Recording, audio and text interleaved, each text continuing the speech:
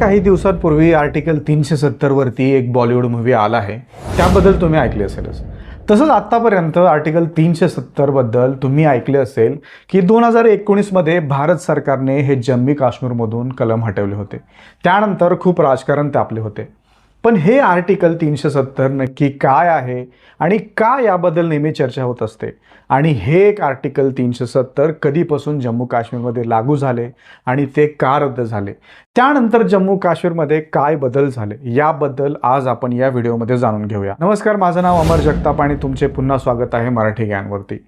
स्वातंत्र्याच्या वेळी भारतात 562 संस्थानं होती. मग ही संस्थानं म्हणजे काय? भारतात इंग्रजी राजवट स्थापन होण्यापूर्वी अनेक स्वतंत्र राज्य होती.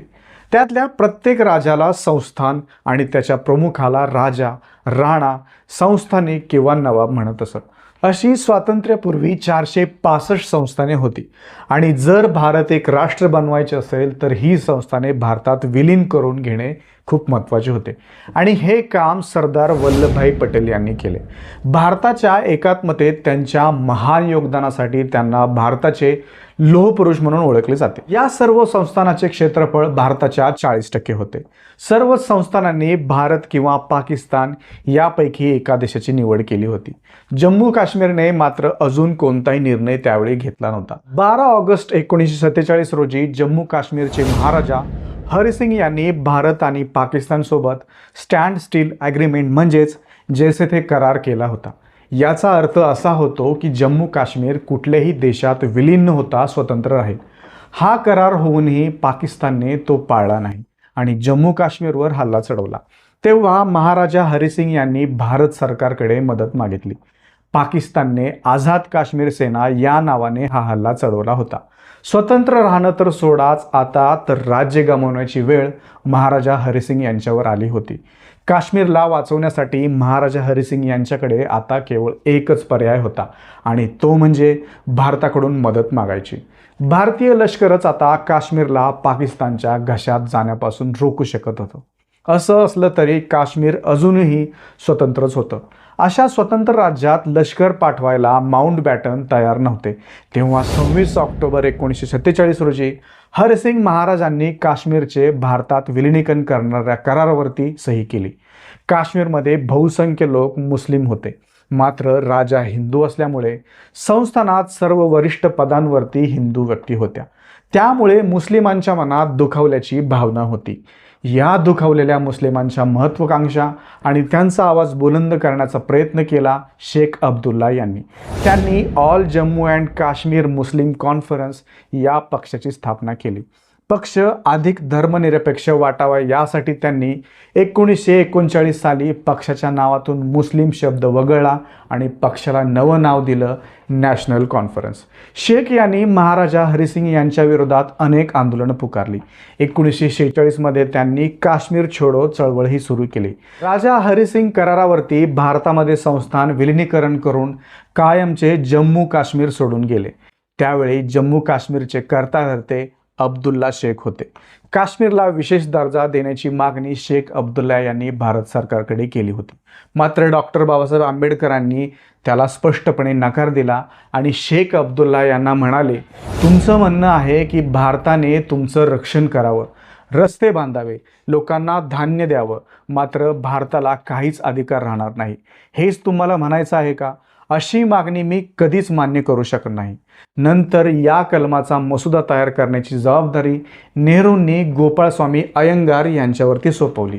1951 मध्ये राज्याला एक वेगळी घटना समिती स्थापन करण्याची परवानगी दिली होती. नोव्हेंबर 1956 मध्ये ही घटना तयार करण्याची प्रक्रिया पूर्ण झाली. अटी कलम 370 आणि 35A या संविधानाच्या कलमामध्ये या अटी घालण्यात आल्या. तर या 370 कलमामध्ये काय महत्त्वाच्या तरतुदी आहेत ते आता आपण पाहूया. कलम 370 लागू झाल्यामुळे जम्मू काश्मीरला विशेष राज्याचा दर्जा मिळाला आहे. म्हणजेच हे राज्य विशेष स्वायत्तत्व असलेले राज्य आहे. कलम 370 मधील तरतुदी अंतर्गत संसदेला जम्मू काश्मीरसाठी फक्त संरक्षण, विदेश आणि दळणवळणासंबंधित प्रकरणांमध्येच कायदा करण्याचा अधिकार आहे. इतर कायदे लागू करण्यासाठी त्यांना राज्य सरकारची परवानगी घेणे आवश्यक आहे. या विशेष अधिकारामुळे राष्ट्रपतींना राज्याची घटना बरखास्त करण्याचा देखील अधिकार नाही. कलम 370 मुळे जम्मू काश्मीरवर 1976चा शहरी भूमी कायदा लागू होत नाही.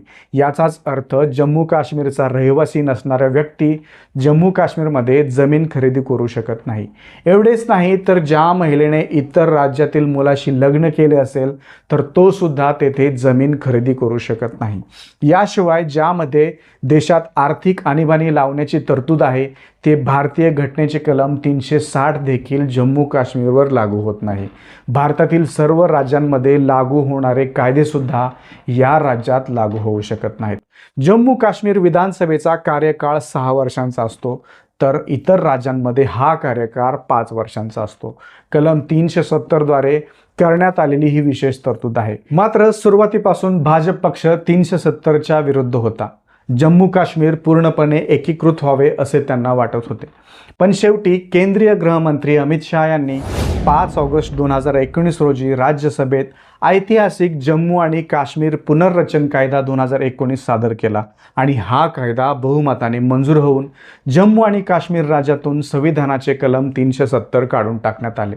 जम्मू काश्मीरमधून 370 कलम रद्द होऊन जवळजवळ 4 वर्षे पूर्ण झाले आहेत. या 4 वर्षात अनेक गोष्टी बदलल्या आहेत.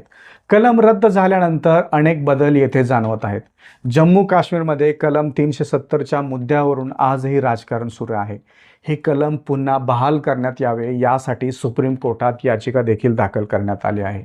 गेल्या 4 वर्षात दहशतवादाच्या घटना कमी झालेल्या दिसतात. यासोबतच विकास कामांची गती देखील वाढली आहे. येथील अनेक दुर्गम भाग हे मुख्य प्रवाहाशी जोडण्यात आले आहेत. सध्या मोठे विकास प्रकल्प या ठिकाणी सुरू असल्याने गुंतवणूक देखील वाढत आहे. सध्या सीमेपार दहशतवाद आणि सीमेपलीकडून ड्रोनद्वारे होणारा शस्त्रास्त्र आणि पैसा पुरवठा आजही सुरक्षा दलांसमोरील आव्हाने आहेत. पण प्रदीर्घ काळापासून सुरू असलेला दहशतवाद हळूहळू कमी झाला आहे. दहशतवाद्यांबद्दल तेथील सामान्य नागरिकांमध्ये असलेली भीती संपुष्टात येत आहे. कलम 370 रद्द केल्यानंतर तेथील लोकांना केंद्रीय योजनांचा लाभ मिळत आहे. 90च्या दशकात काश्मीरमध्ये दहशतवाद पसरल्यानंतर मोहरमची मिरवणूक काढण्यात आली नाही, पण आता या ठिकाणी दरवर्षी मोहरमची निवडणूक काढण्यात येते. 370 हटवल्यापासून 1 लाखांपेक्षा जास्त प्रकल्पाचे काम जम्मू काश्मीरमध्ये झाले आहे. 3000 कोटींची गुंतवणूक झाली आहे. 3.5 लाख नोकऱ्या उपलब्ध झाल्या आहेत. प्रधानमंत्री ग्राम सडक योजनेअंतर्गत गेल्या 3 वर्षात 6912 किलोमीटरचे रस्ते बांधण्यात आले आहेत. 5 द्रुतगती मार्ग, जम्मू आणि श्रीनगर शहरांसाठी रिंग रोड, 10 मोठे आणि 11 इतर बोगदे, 33 उड्डाणपुलाचे काम सुरू आहे. यामुळे व्यवसाय वाढण्याची अपेक्षा आहे. तर अशा प्रकारे 370 कलम हटवल्यानंतर जम्मू आणि काश्मीरमध्ये मोठे बदल घडत आहेत आणि जम्मू आणि काश्मीरची प्रगती मोठ्याने सुरू आहे. तर मित्रांनो, हा व्हिडिओ तुम्हाला आवडला असेल तर या व्हिडिओला लाईक करा, शेअर करा आणि मराठी ज्ञान चॅनलला सबस्क्राईब करायला विसरू नका. धन्यवाद.